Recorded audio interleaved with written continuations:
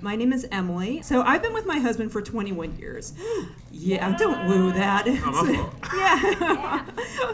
So what I have for you tonight is a story of vintage fuckboyhood. This story comes to you all the way from the year 2001. Yes, that's me in 2001. Wasn't I adorable? My fuckboy, David. What he had going for him? Okay, this is what gets me into the New Yorker, guys. This kind of shit. Okay, he was 6'3". That's a very good height for a man to be. He was funny in an extremely dry, spooky way. He was gainfully employed. He was an excellent cook. Stellar dick game. I'm aware that I stand before you, a middle-aged woman in a cat sweater. And you might not want to think about what I think about all the time. But when I tell you I think about getting railed by this fucking weirdo at least once a week. Whew. Crucially, David was not my boyfriend with whom I was bored. What could have gone wrong? Here's some red flags for David, who I also almost keep calling him Aaron because that's his real name.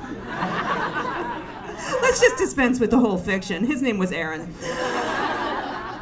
He did not seem to care that I had a boyfriend. He told me after I got a disastrous haircut that I looked like Sonic the Hedgehog. He was not wrong. Sometimes he was just dry and spooky. He was prone to episodes of what he called crises of self. And he often woke up screaming. Did I tell you that the dick was fucking spectacular? How it started? We met at a party. We exchanged numbers, as was the style at the time. He called and invited me to his house for dinner. I intentionally dressed down because, as I mentioned, I had a boyfriend. I didn't want to send the wrong impression just by going over to a man's house for dinner. So I intentionally dressed down. I wore jeans and a baggy t-shirt that said, "I ain't afraid of no ghosts." During this dinner, I told him that I had a boyfriend, which by the end of the night no longer seemed like relevant information to either one of us. That dick game was such that I broke up with my boyfriend later that week. Oh, have I turned you against me? Okay. This was the year you were born. Shut up. I do not have receipts for much of our relationship because, as I've mentioned, this took place in the days before there was electricity. But he would let days go by without calling, which meant I spent a lot of time at home chain smoking and watching the Ted Danson television program Becker. Just waiting for him to call. Eventually, he told me he could no longer see me because, if memory serves, he was, quote, too broken, and I, quote, deserve something better. I did not want something better. I wanted that monster dick. So I managed to coax that dick back into my life via the ancient method of hanging around bars and parties where he was likely to be. I guess you call that stalking now. Back then you just called it like what you do. So he came back into my life and then he dumped me again. But when he called a few weeks later, I was absolutely up for round 3. How do you think round 3 ended? Well, no. It ended up with him sitting on my couch and saying, "I tried to love you, but I can't." This is the actual couch where that man said that to me. That's probably my actual expression. Okay, so fast forward to January 2004. I had just moved to New York. He emailed me and he told me he was coming to town. We went to Montero's, shout out to Montero's, and got absolutely shit-faced, during which he told me that he had spent some time in the desert and he concluded that he did in fact love me and wanted to move to New York and be with me. Yo, I don't know what happened to him in the desert, but apparently if you spend enough time staring at the sun, you decide you love Emily Flake. Over the next few weeks, he sent me a bunch of presents in the mail, and he bought plane tickets for me to visit him in the desert. He just, a plane to the desert. I started fucking a coworker. Things with the coworker seemed promising, and I had to decide if I wanted to see that through or go to the desert and see if I wanted to be with the man who broke my heart 3 times. And here's where I'm going to pause for 1 second and ask what you would do, and if knowing that going to the desert was going to involve camping changes your math at all. Yeah, I'll just tell you right now, as a person of color, I'm not going out there. So you guys go ahead. As a white person, I fucking hate camping. I think camping sucks. I would go camping.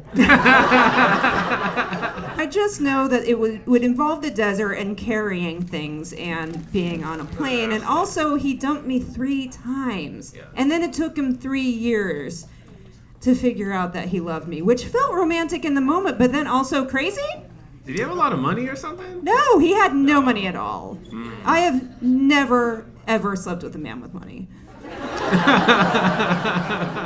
I called him, and I told him I wasn't coming. Hell yeah. Yeah. I married that coworker, and we have a 12-year-old daughter. Oh, hell yeah. Never mind. Is he here? No! And neither is my daughter. Okay, so my real question to you is, fuckboys, I am happy and lucky, but I still feel awful about how I dealt with this whole thing. Because, I just called him on the phone and was like, sorry, Aaron, I'm not coming. And I would sometimes wonder what would have happened if I had gone to the desert. Can you please just tell me I'm insane? Yeah, you're insane. Your whole life would be different if you went to the desert because the timelines would get all fucked up. You wouldn't be with your coworker husband. Mm-hmm. So your whole timeline would be screwed up and you wouldn't have your daughter. And yeah, you don't need that. But you still think about this guy. I think about that too. I want to say, I like this guy. Yeah. This guy is peak fuckboy. Yeah, this is top-notch fuckboy. Yeah. Well, the problem is you already were involved with your current husband, so it's hard to say, no, you should have not done it, because clearly what you have is amazing. It's 21 years, a lot, you got a lot, it's great. But, you missed out on one amazing desert fuck. I feel like at that point, it's hard because when you're in the moment, but you gotta realize what this is. This is gonna be another fun adventure, and I come back, and then I'll keep going with my life. I guess the math that I have to do is amazing fuck in the desert, daughter. No.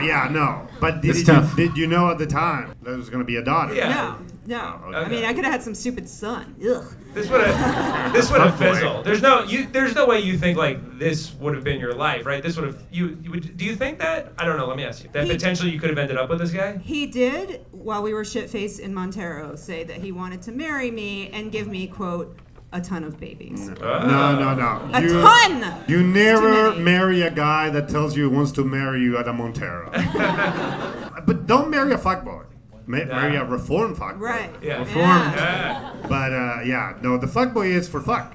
It's in the name. It's in the name. That's the thing, though, bro. I don't know. You was talking about that dick so much. I kind of want to see what this dick looks like. Bring it out. Dick sounds incredible. What kind of dick is this? Monster dick? Yeah, My you got it. I know some moves that he did. I have no doubt. A professional, will draw you a picture of this dick. Yeah. Please email And it you'll to me. get Okay. Well, you can draw it. Oh yeah. See? That's what I went to art school for. I think. I kind of like it. Yeah. If you're going by the trajectory, It's a this guy's the monster best dick. guy, yeah. Monster dick, guys. We're not. Can I?